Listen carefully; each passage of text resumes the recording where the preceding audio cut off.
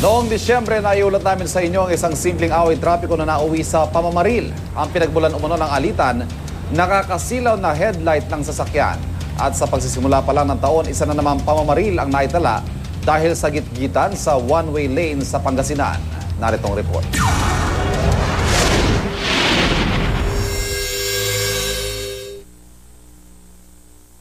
Patay ang isang bus driver matapos barilin ng driver ng nakagitgitang pickup truck sa Rosales, Pangasinan. Nagtamo ng tama ng bala sa dibdib si Joseph Villacorta. Ayon sa investigasyon, parehong pa southbound ang mga sasakyan nang masagi ng bus ang side mirror ng truck.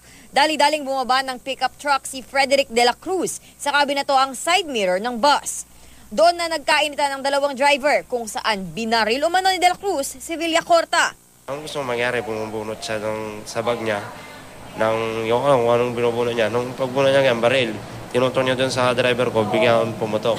Agad na tumakas ang suspect na si De La Cruz matapos ang insidente. Natunto naman ang truck pero hindi na siya ang nagmamaneho kundi ang kanyang misis. Posibleng kasuhan ang misis ni De La Cruz ng obstruction of justice kung hindi siya makikipagtulungan sa investigasyon. Inihahanda naman ang reklamong isasampa laban kay De La Cruz.